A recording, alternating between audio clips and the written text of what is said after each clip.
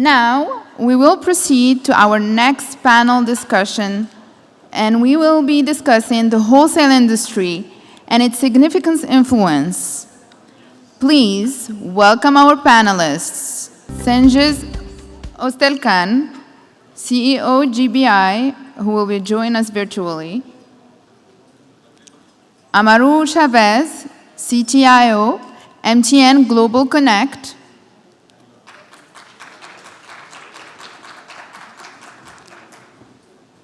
Sobhy, Managing Director, Middle East, Turkey, and Africa, PCCW Global,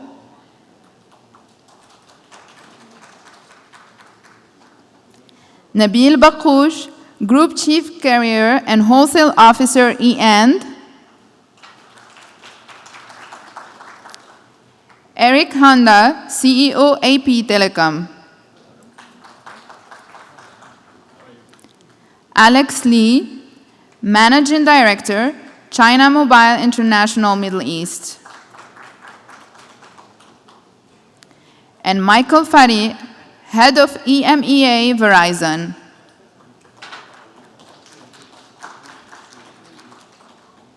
And moderating this panel will be George Jaber, VP Wholesales and BD Salam. So this is the second panel after the launch. And it's about the wholesale industry's significant influence. I guess we in the wholesale are usually working behind the scenes. Not a lot of people know what we do, but they only remember us when there are dual cable cuts or massive disruption of the internet. Then they discover there is a team called Wholesale that, in fact, does a lot of work. If we summarize the wholesale business consists in international data and national data connectivity, international voice, national voice, roaming, messaging. So we'll be touching on these items during this session.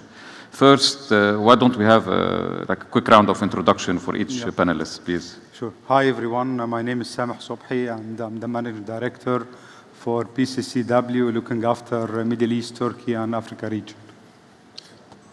Hello. Hi, everyone. I'm Alex Lee. I'm the Managing Director for China Mobile Middle East.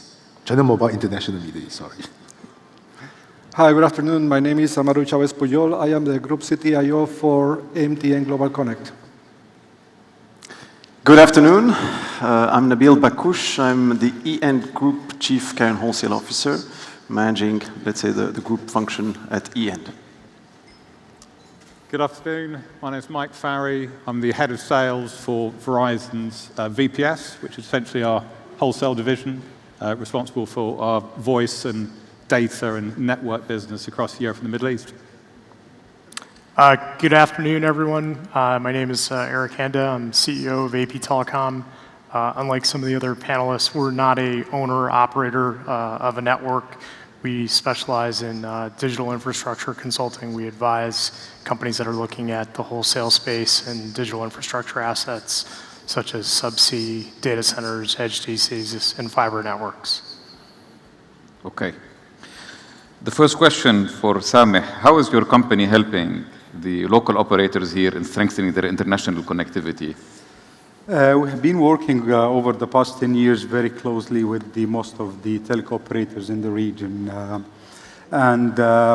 During the course of the 10 years, we have been either investing together on multiple consortium system or private system like the latest one, which is we all aware of it, Peace Cable.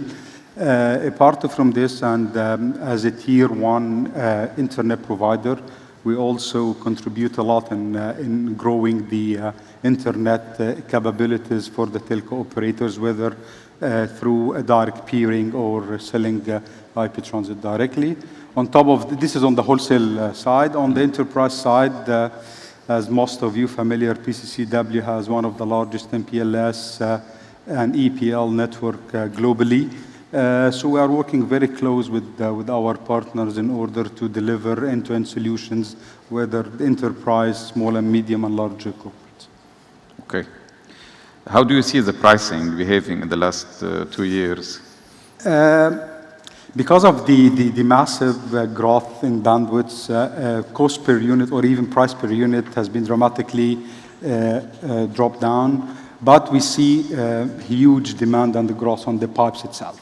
So there is a balance between the drop of the price per unit and the revenue, but also we see massive growth on the capacity itself. Okay, Alex, if you can help answer also the same questions.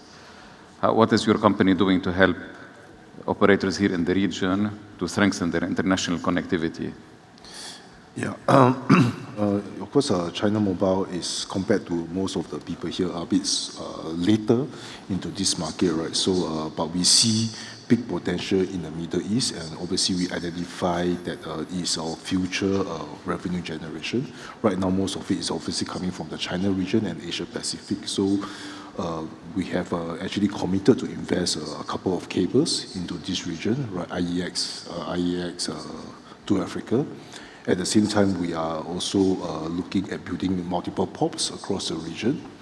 And what we also try to bring into this region is that because of China Mobile has been quite advanced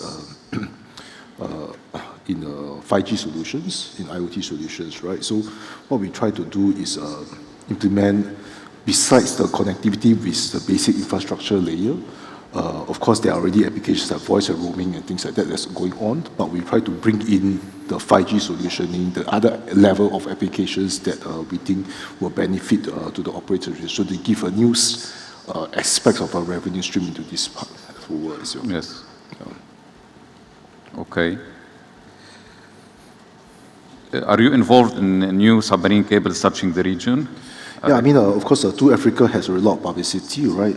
And we should really landed in Egypt, right? And it's going to be, so far, it's still going to be the longest submarine cable ever deployed in the world, right? And then there's IEX that is also coming across, and we're also still looking at a couple of options of other, especially terrestrial cables cutting across Saudi into Europe. So these are the few cables systems that we are looking at so far. Yeah. So I must apologize. We did not allow Cengiz to introduce himself. Oh. Sorry. Yes, George. Sorry, Cengiz. Thanks. No problem. Thanks for noticing. And I do apologize that I'm not physically able to attend the lovely conference out there today. As most of you know, there's a pretty big and important event taking place in Qatar at the moment, our home country. So I'm obligated to be here on the ground to make sure that all of you can enjoy the broadcasting of the beautiful goals that the World Cup is witnessing. So again, just to recap, my name is Cengiz. I'm the CEO of GBI, privately held and operated submarine network, especially around the GCC region, but also spanning from Asia to Europe, and happy to be part of the panel. Okay, thanks. Amaru, we heard the presentation earlier about MTN GlobalConnect, which was very interesting, but we saw it mainly focus on Africa. Are there any activities you want to mention on the wholesale side happening between MTN GlobalConnect and the operators here in the region? Yes, certainly. Where to start? As you know, we at GlobalConnect are the wholesale platform company of the MTN Group, and we also provide international connectivity. In order to do so, we are part, or we have capacity, or we are just part of a consortium of 15 submarine cables, out of which we are actually adding 2 more as we speak. We just landed to Africa in the To Africa cable in South Africa. And we are also working with Equiano, which is Google's cable, to be landed early next year as well. Not only that, we also manage over 100,000 kilometers of terrestrial fiber optics network, linking a large number of countries in Africa, and also providing the international wholesale connectivity that our Chief Business Officer, Kedar Gupte, mentioned not long ago. So by doing this, just with the MTN Group, we funnel about 285 million customers through our platforms and throughout our international links, and also a number of international corporations, other mobile network operators, hyperscalers, Our main focus is Africa. We believe that we have a very strong value proposition for Africa. We believe in Africa. We focus in Africa and allow the international gateway and connectivity to all over the world for African properties. Not to mention that, yes, we do have 2 operating companies outside of Africa as well, besides our Dubai office. Okay. And we'll touch later on about the voice side of the business. So we'll ask Nabil now about what Etisalat is doing to strengthen its international connectivity. What new submarine cable initiatives is Etisalat part of? E-end. E-end, sorry. Please. E-end, sorry.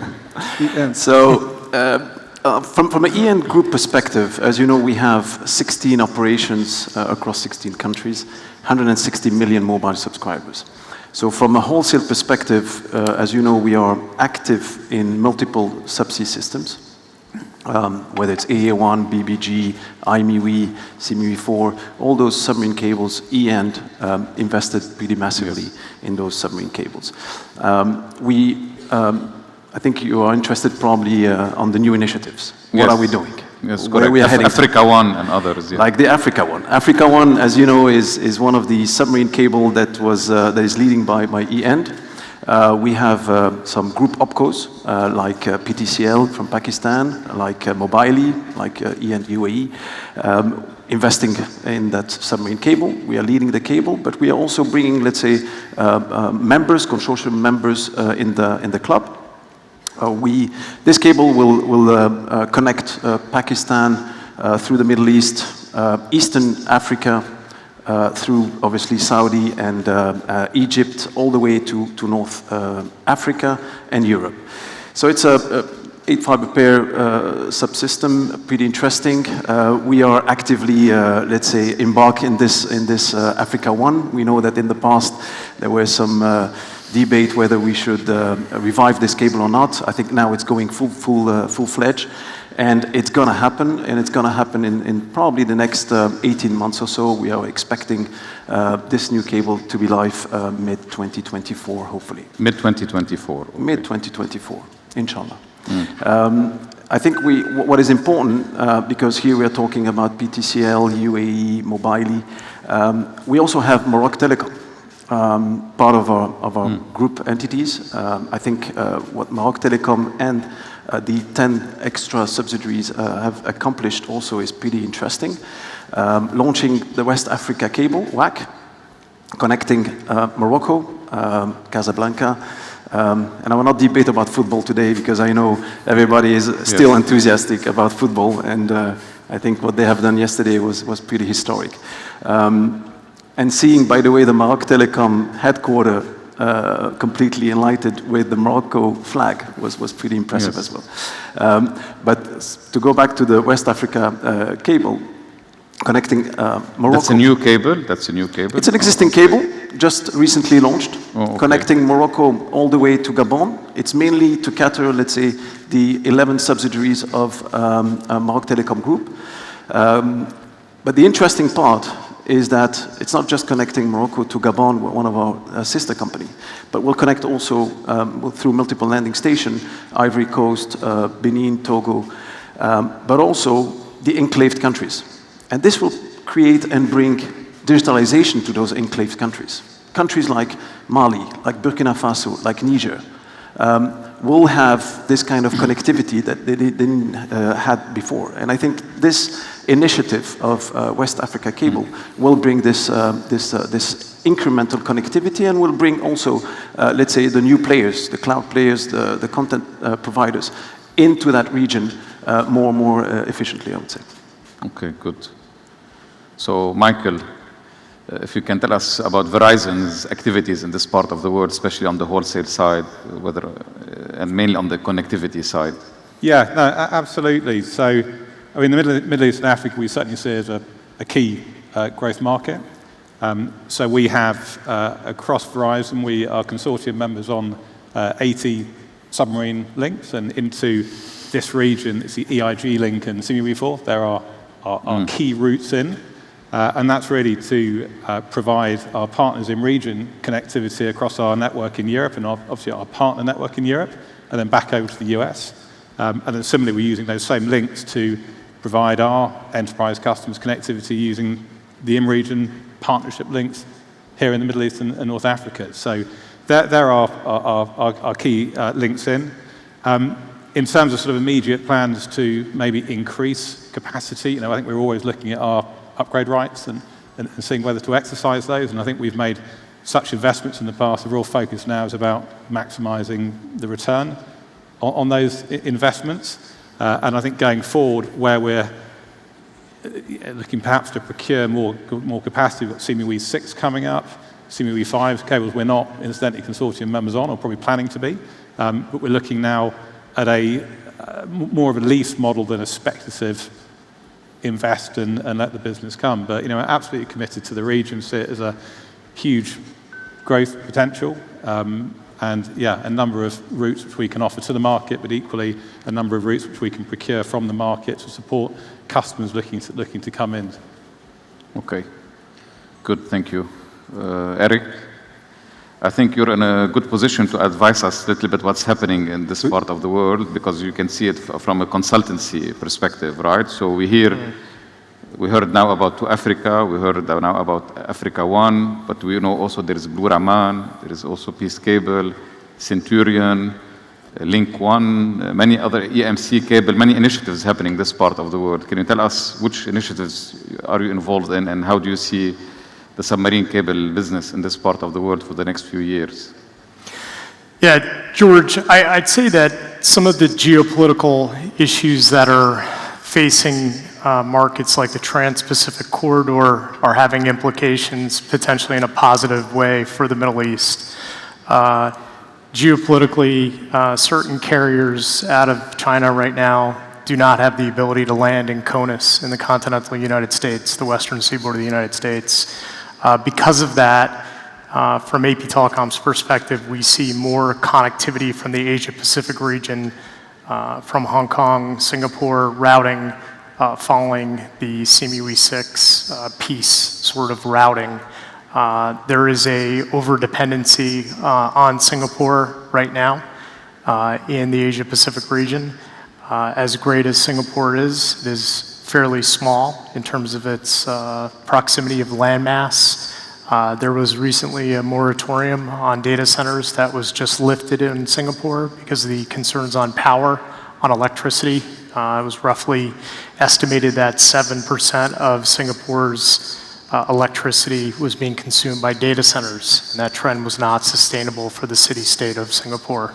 All of that bodes well for the GCC, the Middle East region, to take up a leadership position to provide pipe and port replacement from the traditional locations like One Wilshire in Los Angeles, the Westin Building in Seattle, or San Jose, or PAX at Palo Alto, close to Stanford University on the West Coast in California. So from APTelecom's point of view, we think some of the regulatory concerns are going to continue independent of administrations on both sides in Beijing or in Washington, and hopefully the Middle East will be able to play a critical role in providing bridge locations between content centers between Asia Pacific and Europe. So that's a trend that we see and expect that trend to continue. Okay. Just a anecdotal comment from an industry perspective. 23 and 2024, the subsea cable space will see probably a slowing down of new build activity. It's the peak of the construction cycle. Typically, you were purchasing subsea fiber connectivity between $45,000 and $50,000 US per route kilometer in a marine environment. Today, that's up to $95,000 per kilometer per click. That's largely due to the fact that there is a limited number of factory slots available from a production standpoint, as well as limited number of cable laying vessels. There simply is not the ships available to do the work, even if you want the work to be done. And the high interest rate, high inflation environment is putting pressure on operators as well as OTTs to delay decisions and to wait till we get through this turbulent patch from a macroeconomic perspective. Okay, thank you. Cengiz, Yes, George. talking about GBI, what new cable initiatives is GBI contemplating in the next few years? So as most of you know, GBI is, as I mentioned in the opening speech, it's a privately owned network. And if you look at the economics of owning a network today, day by day, year by year, it gets extremely difficult for any company to go into this business solo and build and own and operate a cable system by themselves. So historically, that may have been a different case 10, 12 years ago when GBI was formed. But moving forward, our strategy is basically to look into some of the new developments that are taking place in the region that are connecting the Middle East to Europe or to Asia or both.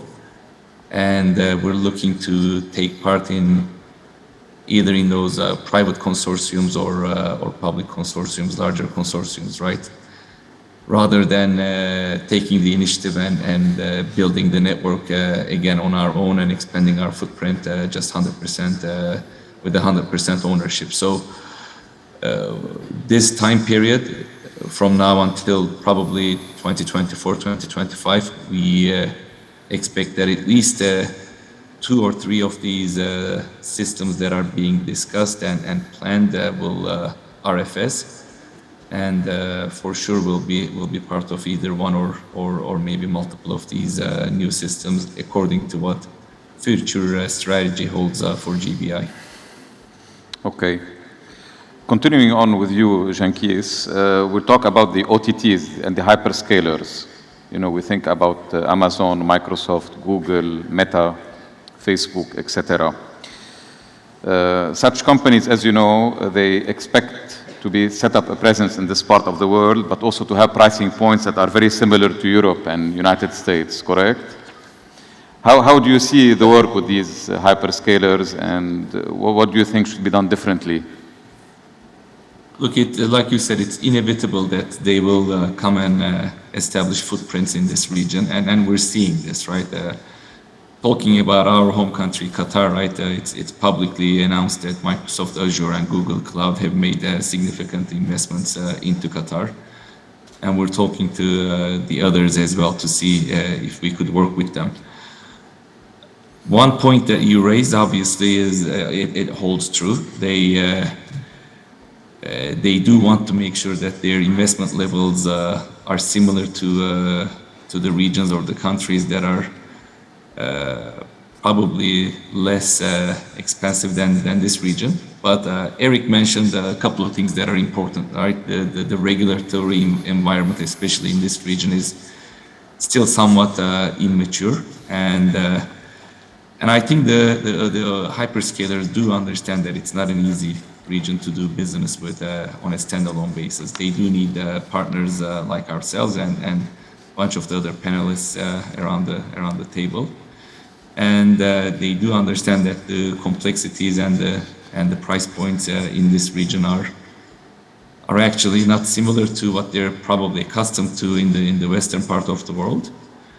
And it just turns into a good old negotiation at the end of the day, right?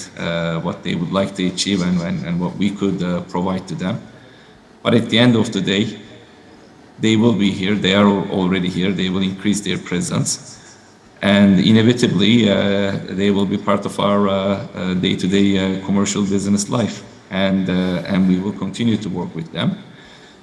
They are also getting into new cable projects, as you know, right? And you know, as GBI, the way we look at them, if we join a consortium or a cable project that's led or being partnered by one of the OTTs, then it basically reduces your number of potential customers by one OTT, right? Since they're part of the same project, right? So it has different dynamics and mechanics that you have to understand and plan around. But this region, we'll welcome them. We do have several advantages to be able to host them here. Again, going back to Eric's comments about Singapore and the energy crisis, and which is also pretty valid and ongoing in Europe. Giving you some numbers from a local market here, on the data center, we're offering 3.5 cents, US cents per kilowatt here in Qatar, which is extremely, extremely competitive compared to the rest of the region, even Europe, right? So not all price points are higher than what they're accustomed to. On the data center, I would say that we're very, very competitive. Maybe on connectivity side, we may be higher than what they're used to. But at the end of the day, it's a balance for them. They need to be here. We would like to have them here, and it will work out fine. Okay. Anybody wants to add on this cooperation between the OTTs and the national operators? I do believe that eventually the OTTs will get what they want. It's a matter of time. Yes. Apart from what Cengiz touched on, which is the regulatory and data privacy, there is an opportunities for the local telco operators. If the telco operators can adopt the model of having an open access and to reduce the prices of their national network, mainly cross-border, then they can attract more traffic through the neighbors countries, and then they can add value to these edge nodes. Established edge nodes in the region means they need more capacity, more bandwidth, which is more submarine cables to be built, whether it's privately or joint through consortium.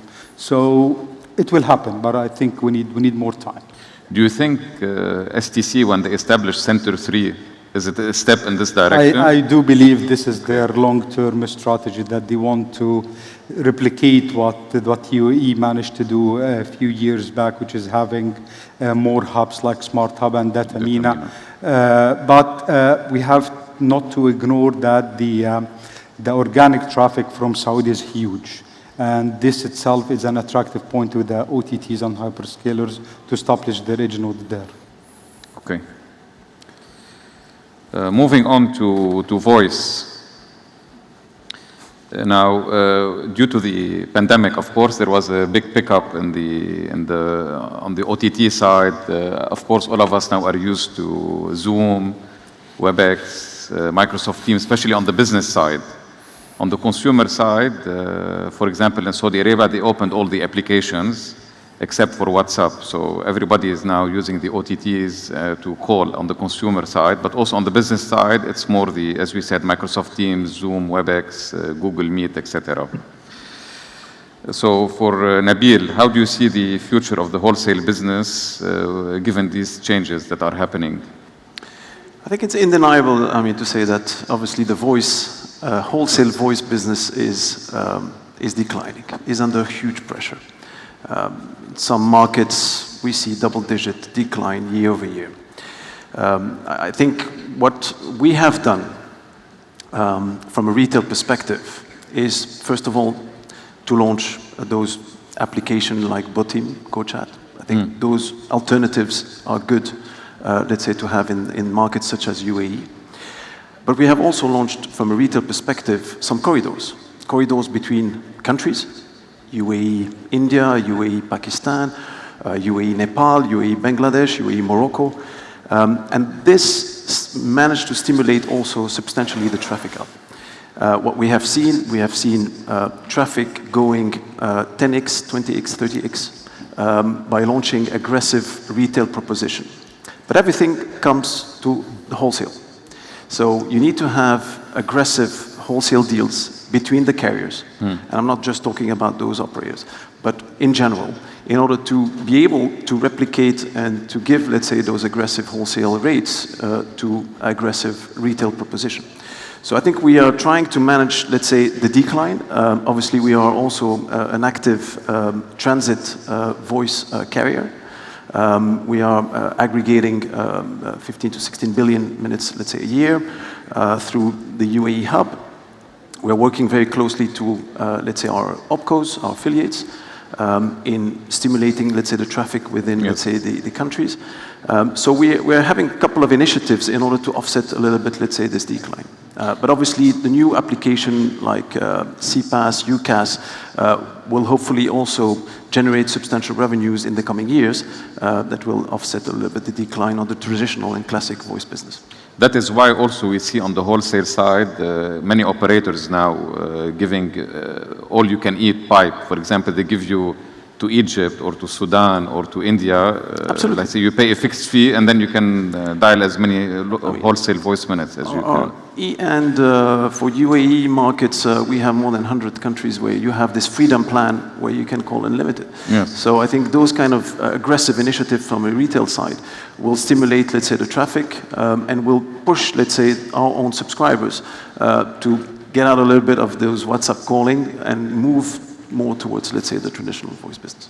Yes. Amaru, is the Africa market behaving in the same way for the voice? Yes, certainly. It's a very challenging business. Absolutely, volumes are going down and the margins are always getting lower and lower. However, I think that the key message here is cooperation rather than competition with these OTT players. We are not focused necessarily on retailers because we're a wholesale company, and then we focus on the new opportunities that are open with the hyperscalers. For instance, cloud numbering systems. At any moment in the day, Amazon Web Services is having, no, Amazon, I'm sorry, not Web Services. Amazon is having 100,000 concurrent connections to their call centers. And similar situation happens with the other hyperscalers, with the Googles, with the Metas of the world. So that opens another possibility that compensates the declining revenues and the declining rates. Also, Global SIP, for instance, where we allow, by using a fixed number, international access to particular customers, opening again another possibility in this long-distance industry. Again, the key message is to cooperate rather than compete. This is the reality of the market. And also, and I don't want to go back to the previous question, but we have to continue working together with the new players in town. The new players in town are no longer the rest of my MNO colleagues here, but the hyperscalers as well. And that means that their business is not building telecommunications link. That's what we do. And their focus is, as the name implies, over the top, is OTT. So by partnering with them, we open new avenues of relationships by working together on the To Africa cable, for instance, with the Meta Group, working together with the Google on the Equiano cable. Actually, the To Africa that we just landed yesterday in South Africa is the longest cable system in the world, submarine cable system in the world. And because of this relationship, then we can engage into businesses together rather than competing. I think that is the key word because, yes, it's pretty obvious to everybody here that long-distance communication has become basically a voice over IP business, and there is not much that you can do to monetize that. Brilliant ideas, the APTelecom folks are doing, but everything has a limit. So we have to think out of the box and see how we can, rather than fight them, work together with them and open other relationships. Okay. Alex, what are your thoughts on this? I mean, obviously, voice has been a rapid decline in most parts of the world, except maybe in this region, the decline is considerably slower because of the various restrictions of VoIP. But I mean, even so, 10 years ago, I've been hearing that voice is dying off, right? But it's still around. It's still an active market. There's still active people, right? So I think the wholesale voice industry is able to find its own way of maintaining revenue and volumes. And it's still a substantial part of many of our revenues, right? But what we see is that the sacrifice is on the margins. The margins are obviously not like 10 years ago, and we're running operating margins. And for many operators in the region, from a revenue generator, it becomes a cost center as well, right? But still, very active market, very vibrant market, and it's found its own way of being around and still forming a substantial, important portion of the revenue, even for CMI itself as well. So as long as this sizable revenue is needed, voice will still be around, right? But of course, maybe somewhere in the future, one day, there will be some form of consolidation. So at least from China Mobile international perspective, we have a sizable base of subscribers, of course, one of the biggest in the world. And we believe that we can play a role in being one of the players that is still around, which is why even as of now, we are promoting this concept of a carrier's carrier, whereby if there are certain operators who feels that maintaining the voice while it's still needed is a cost and is a pain, we're happy to have them outsource it to us, and then we can help them to manage the operations and manage the costs whatsoever, right? So that's the positioning that we see on the voice. Okay. Michael, do you want to add anything on the voice side? Yeah, I mean, it's a marketplace. I guess we're talking or Verizon's coming from a perspective of terminating traffic into and out of the region, opposed to actually being necessarily an operator in. And I'd agree with everything the others have said insofar as what's happening overall to voice trends. I mean, I guess it's sort of two-way. On one hand, we've seen huge regulatory pressure and competitive pressure bringing down the termination rates, but we've also seen the introduction of origin-based pricing, which to some extent has sort of netted off. So while the overall volume of international traffic between operators is clearly shrinking, there's no doubt about that, and moving to the over-the-top layer. And that will continue. I mean, our prediction is that will clearly continue, perhaps slower in this market than other markets. I know certainly in Europe, about 45%, even more than that now, is going over the top, and I know that is a little bit different in other marketplaces. But yeah, that trend will certainly continue. And I think it then comes down to where your sort of kind of strategic position is on voice. So, Verizon made some sort of statements that we're very committed to voice as a product, but we are now looking to perhaps diversify into other more creative product sets. And I think you might come to sort of A to P in other questions, but certainly that's the sort of area we're going. In terms of voice as a service, yeah, the margins are getting to a perhaps challenging level, and it's got to really make sense for us to sustain the business model. But yeah, overall, the traffic is definitely moving to the over-the-top layer, and I think where we've seen perhaps some carriers growing, if you like, it's more down to winning market share than organic growth of underlying volumes. But yeah, that's what we're seeing. Okay. Another aspect of the wholesale business is the roaming. And ourselves as Salam in Saudi Arabia, we launched our MVNO in February 2022, and we had a big challenge also in establishing the roaming relationships, the one-to-one. And I think, Nabil, we had some discussions once about accelerating the process and some trouble ticket issues, etc. It was a very challenging activity, which honestly we passed through this year. So I'm sure the roaming business, I mean, during the pandemic, declined. It's now probably increasing again, the inbound roaming, outbound roaming. So how do you see the recovery on the international roaming business post-COVID, and where do you see the roaming business in the next few years? If you can start, Nabil. So you're right. I mean, when you look at the pandemic area where everybody was locked at home, obviously no travel, the traffic and the number of roamers were having a massive hit. I think from a revenue perspective, I think we managed to somehow accommodate our partners globally. And because of the model where it's a commitment on a yearly basis, so we managed to limit somehow the impact overall. But when you look at the traffic, yes, massive decline, more than 50, 60, so certain months, 80, 90%. Okay. Post-COVID, I think we are blessed. We are blessed to be here in the UAE. We are blessed that the local authorities have taken extremely courageous measures to open up, let's say, pretty early. When you look at the first flight was reopened immediately 3 months after the pandemic starts in July 2020. So you saw suddenly an increase, an appetite for people to travel, and extremely few corridors were open. And Dubai and UAE were one of the very few corridors and countries to open up.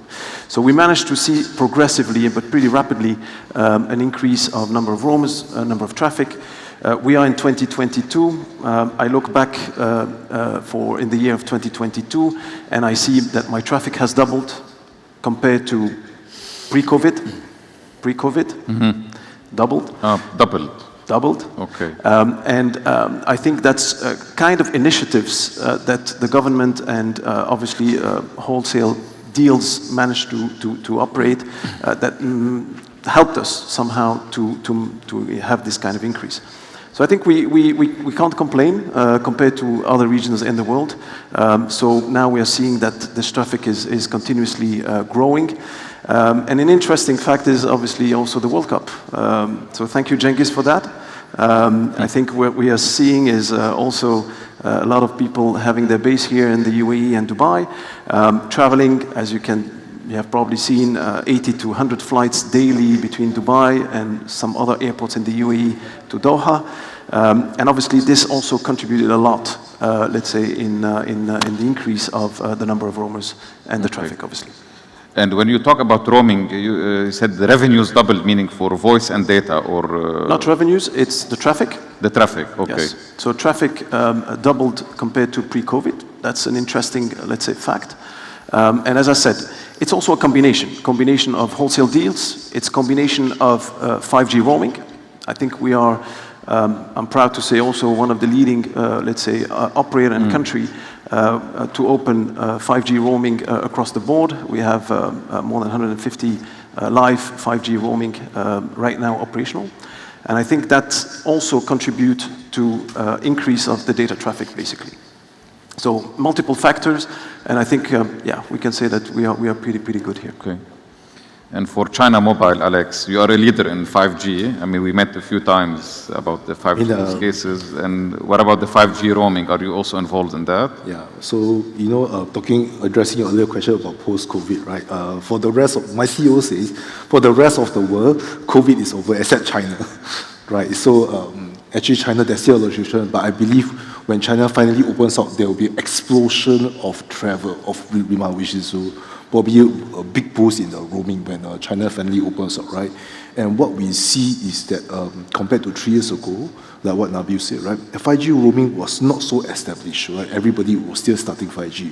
But 3 years down, there's a lot more partnerships on 5G roaming. So we believe when this travel happens, when this roaming happens, right, we see that the average utilization per consumer for roaming data will be 3 times compared to traditional 4G. So we believe all this will build a huge amount of growth in the revenue, right, for the multiple factors. So, and to us, more usage, more roaming, this also means we have to manage the cost, which is why we already also started planning and talking to some key operators in this region, in other parts of the world, because we hope, I can't really, but we hope that the Chinese will open up and then the travelers will come, and then we have to learn to manage the cost of the roaming data as well. Yes. Yeah. Okay. Eric, if I may ask you, since you're consulting in wholesale, what is the role of wholesale in 5G and IoT? Yeah, we have a fairly different view on voice.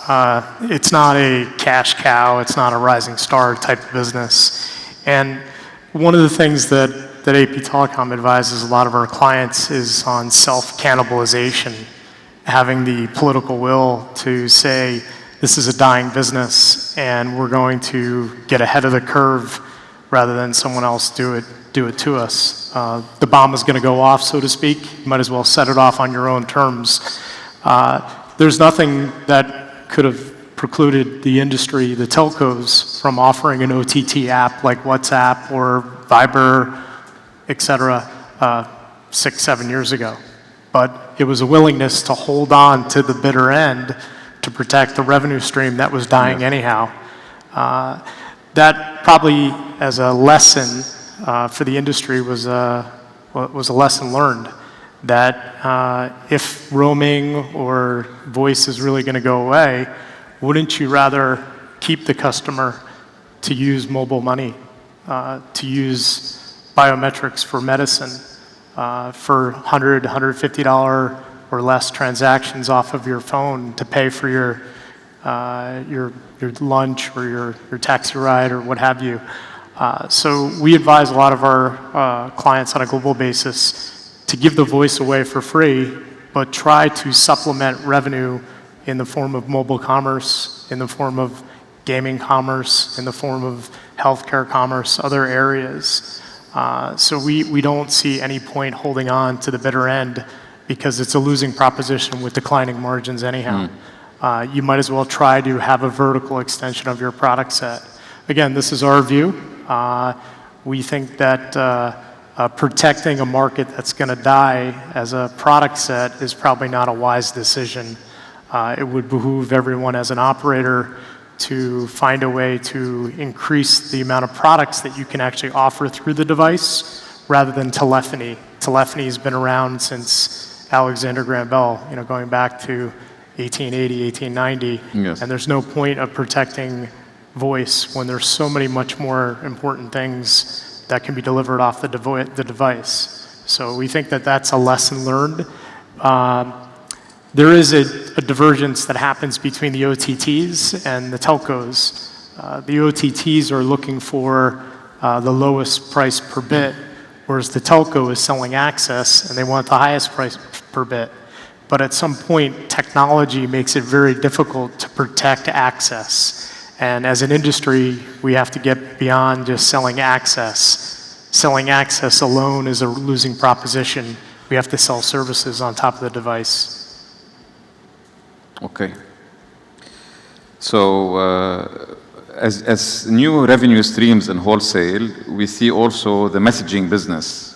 For example, when we travel, all of us, or when we are in country, all of us want to receive the one-time code from the applications that we download from the bank, etc. So A2P seems to be a new revenue stream for international wholesalers. I would like to ask who's focusing on this activity. Maybe Amaru, you want to take a shot at this one? Yes, sure. It is certain that the paid SMS is declining significantly because of the OTTs. But the new line of revenue here is the A2P, the P2A, and I go back again to partnering with the hyperscalers because they are the ones that are using this service. So absolutely, both national, but more importantly, international, A2P and P2A, those require to have the right infrastructure, the right contractual relationships, and when I say infrastructure, also making sure that these don't get delayed, because now we are not dealing with the individual subscriber that might tell you, my SMS is taking too long to arrive. No, yes. Now we're dealing with the hyperscaler, with the Google, with the Amazon, with the Microsoft, the Facebooks, that are telling me, no, my OTP is not arriving on time or is not reaching its destination. Some time-dependent applications might crash. So basically, we do have to invest very seriously on making sure that everything works smoothly. And yes, that is the only growth on this area. The SMS business as such still exists, even locally, but we cannot deny that the numbers have come down.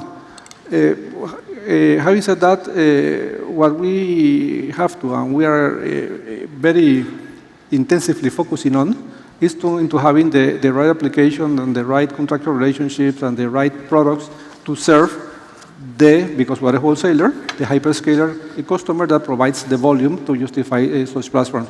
There is a lot to talk about what an SMS hub has to do. And then we go to the fact that by having a hub, we are able to present to these key customers, the big hyperscalers, that once you deal with a company such as GlobalConnect or any of this size, you have the gateway to enter into multiple markets. So that's what we have to be pushing for in order to make this A2P a sizable revenue stream. Okay. Nabil, you would like to add on this one? Yes, from E& Group perspective, what we managed to create is really a complete ecosystem, where from one side we connect, let's say, the source of the traffic, all the OTTs, the hyperscalers, but also some of the enterprise companies, to a hub located here in the UAE. And on the other side, we connect the MNOs, the subscribers. And I think we have been pretty successful the past couple of years, 3 years or so, where we managed to complete, let's say, this whole ecosystem and start generating substantial traffic. I think the key element in this whole A2P game are two elements. I would say firewall, making sure that you have the proper firewall in place, ring fencing completely the network, to avoid having fraudulent activities entering the network. And then I think on the other side, making sure that obviously you have the best deal and the best commitment. The rate is essential. We start seeing rates that are going up to the roof, operator pushed by high commitments and so on. And I think we need to find a way to balance it out a little bit, the local objective, which is obviously increasing their revenues, and obviously the source of the traffic, which are all those OTTs and hyperscalers. Because if we continue to have increasing rates like this, the traffic will completely disappear. And then we'll face another voice issue where we start seeing double-digit decline year over year. So I think we need to protect that business. We need to protect the market. We need to make sure that on one side, the source of the traffic, the hyperscalers, the OTTs, are satisfied with the right level, let's say, of pricing. And then on the other side, we want to make sure that we create and guarantee some revenues, let's say, for the OpCo and for the operators, so that it's I would say the right balance. But it's a business that we believe in.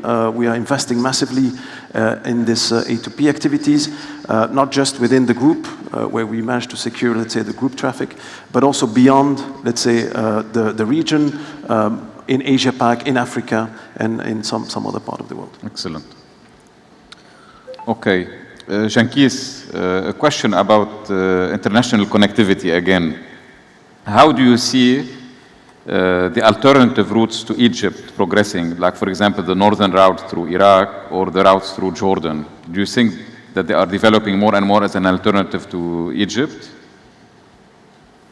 Well, some of these routes have been in place for over a decade, George, as you know. I mean, as yes. GBI, we had the two northern, what we call the northern routes through two of the countries in the north of the GCC for a long time. And obviously those two countries in particular are pretty difficult countries to do business in, that we all know.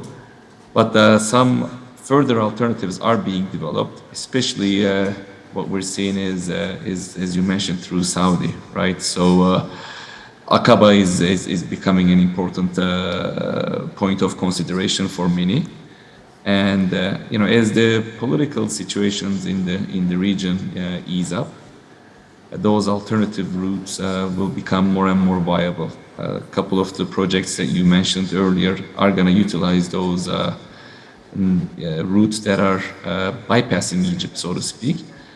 And I think, as with any other case, right, everybody is looking for a strong SLA, strong network, and uptimes. They will be looking for strong redundancies, and those redundancies are only to be provided physically through only a few countries in this region. And I have a firm belief that you'll see more and more projects developing that will bypass the Red Sea corridor and open up to the Mediterranean basin through some other ports. Okay. So I think we're coming to the end of the panel. Maybe we'll do a round of concluding remarks about how do you see the wholesale business 3 years from now, starting with you, Sami. I just want to add a quick note on what Cengiz have mentioned about the terrestrial route, because again, it's why do we need the terrestrial routes is to add more diversity and more protection to the subsea. But it comes with more complexity and challenges similar to the geographical or geopolitical challenge that we are seeing in the region. On top of that, and this is a very important point, is that the telecom operators, they are not ready yet to compromise their revenue from the national network. They don't see, they are not in need for such revenue for now. They don't see it. But opening the cross border one more time, and then re-emphasize on this point, because this can change the topology of the submarine cable and also the terrestrial routes. If through different initiatives, whether through Iraq or through Jordan, as you just mentioned, and it will happen very soon. There are a couple of hot initiatives as we speak, apart even not Blue Raman, other initiatives which might happen very soon.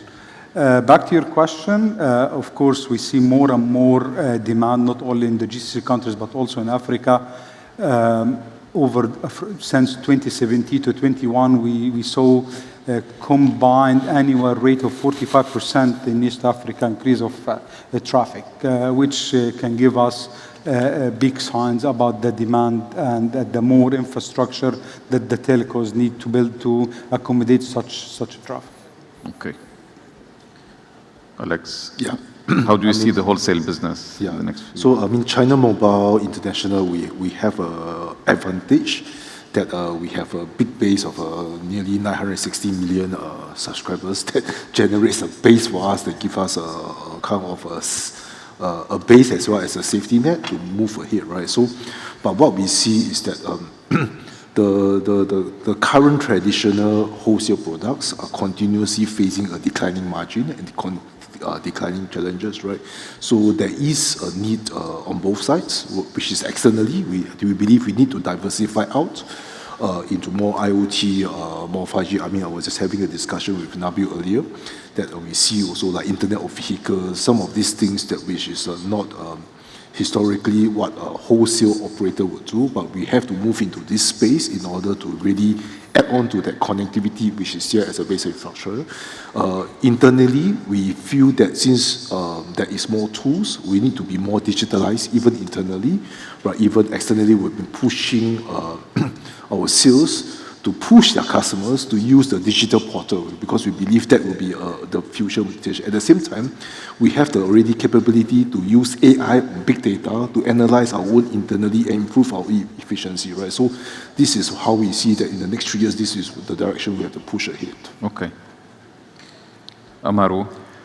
Yes, I will go with two different views about this. Number one, to every problem, there is an opportunity to do things better. And number one, cross-border communications will never disappear. They are here to stay. So where is it evolving? As it was said here, to the 5G and IoT, 5G roaming and IoT.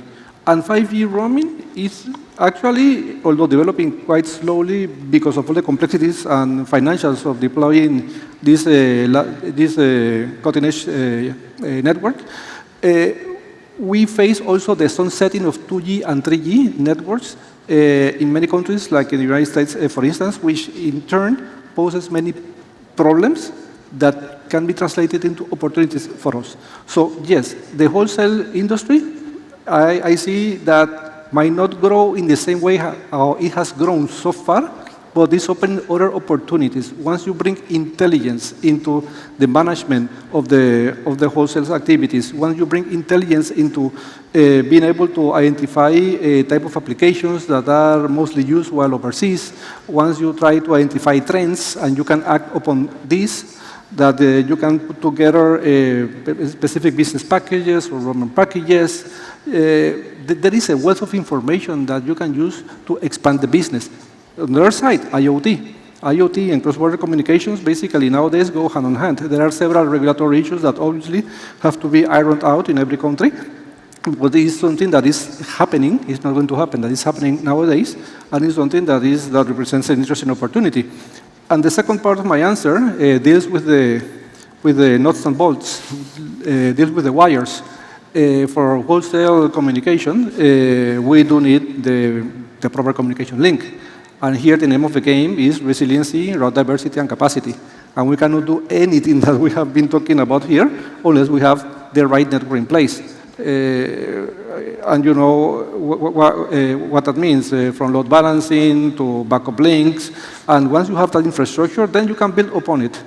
And then you can continue exploiting your messaging hubs, your voice hubs, and all the fancy platforms that you provide for our customers. So yes, in summary, challenging business, continue growing, will be growing in a different way, but continue going strong, particularly after the COVID, needless to say how it impacted our business. Okay. Thank you, Nabil. How do I see the future of wholesale? Yes. The future is bright. Let's not be pessimistic. I think we'll see more and more investments in submarine cable systems to cater the growing demand from the cloud players, the content providers, the CDNs, the whole entire ecosystem, the hyperscalers, obviously. I think we'll see more and more investments in data centers. I think not just regionally, but also internationally. And from our perspective, we are really looking outside of the region for investing in data centers, mainly in Asia and Africa. I think we will see probably a lot of wholesale players investing in new processes for delivering, let's say, the services quicker. And I know some of the wholesale players are already doing it, but this will be accelerated across the board if you really want to become a global wholesale player. I think more and more also wholesale players will invest in expediting, let's say, the settlement processes using technologies such as blockchain. I think today it's an important element of our business. Everything is still done manually, and while you see that you have blockchain as a technology that can be used and can expedite it, let's say, all the processes. And I know PCCW is one of the, with CBAN, is very active on that element. I think we will, while voice and roaming will be somehow, let's say, either stagnating or declining, we'll see more and more new services around data and connectivity, more and more services around messaging that will, let's say, grow double-digit in the next few years. And I think IoT and 5G definitely is also a core element of our wholesale strategy moving forward. And then the last element, I would say, is customer experience. I think the customer experience is key in also the wholesale, let's say, space. I don't think we have, as an industry, managed this customer experience element. It's pretty new as a concept. And I think more and more wholesale players will adopt, let's say, customer experience to provide really a full end-to-end experience to their partners and customers globally. Okay. Yeah, I certainly like the sale of wholesales. The future's bright, and yeah, I would certainly agree with that. I think if maybe I can make two points. So one is around the network play. So expecting to see very much an increase in network as a service, and with the way that the OTT providers have come into the market, they have a huge opportunity.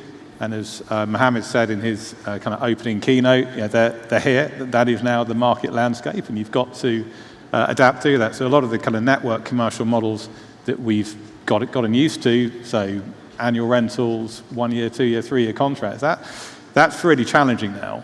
More and more customers are wanting short-term contracts. They're wanting to be able to come out of deals within terms, and lots of flexibility. And that flexibility also comes into the whole kind of automation story. So part of the network as a service is automation, and that's everything from kind of the initial like price request and quote right through to delivery. And even with the customer then wanting to be able to maybe get an over-provisioned service and turn the capacity up and down and control it themselves. So that's not going to go away. That's increasing, and I think everyone wants to be perhaps further down the automation journey than they perhaps are. I think we're still, as an industry, incredibly reliant on Excel spreadsheets, but everyone is talking about automation. So I think the network as a service is one key point.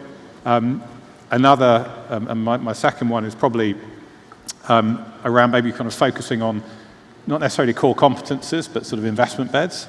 So a lot of operators have been essentially trying to play in every market and be all things to all customers, and sort of increasingly seeing a more localized approach, so specializing on specific local geographies, or focusing specifically on areas of investment. And I know 5G came up earlier on. Verizon's heavily invested into 5G, and that's potentially at the cost of investments we might make elsewhere across the network. So that's where a big part of our play is, and we're seeing that with our customers and with our suppliers who are very much focusing on a local area or a local product set and then playing a key part in the ecosystem, opposed to sort of diluting that and trying to be almost too many things, and as a result maybe not being the best in class across the board. So I think the two main, there are many more, but the two main observations would be around that focus, and the second point is very much a constant increase in network as a service.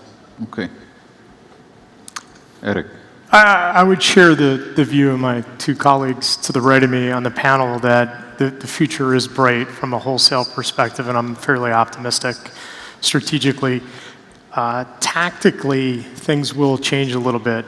And what we're seeing in other parts of the world will come to the Middle East from a GCC point of view. And it has to relate specific to how investments will be made in towers, data centers, and submarine cables.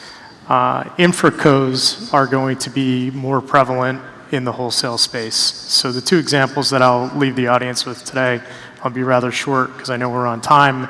The first is Telefonica Telexius in Europe has put all of their digital infrastructure assets off balance sheet. They've created an infraco. We're seeing that in Australia with Telstra as well. So the old way of tactically going to market with services and infrastructure together will be bifurcated. So infracos will become more prevalent, and off-balance sheet investment to support the infrastructure, again, for subsea, fiber, data centers, will certainly become much more practical. That doesn't mean the investments won't be made. They will be made, but it'll be done in such a way that the holding structure supports an 8, 10, 12% margin return for infrastructure assets, whereas the services side of the business will hopefully be in the 20, 25, 30% range, and you get a nice blended rate of between 15 and 18% tile, somewhere in there. So, thank you. Okay. And finally, Cengiz.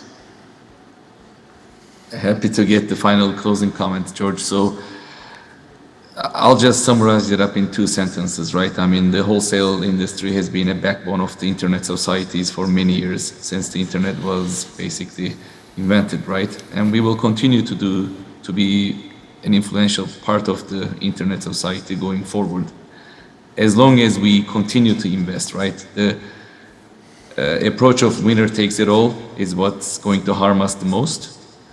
So if we keep the customer satisfaction at the top of our heads and continue to invest and continue to differentiate ourselves and evolve with the requirements of the rest of the world and rest of the market, I think we'll continue to be a dominant player in the telco sector. Thanks. Thank you, gentlemen. I'm sure there were many more topics we could have discussed: internet exchanges, eSIM, SD-WAN, but the time is, we had to just abide by the time. No worries. Thank you so much. Thank you. Thank you. Thank you.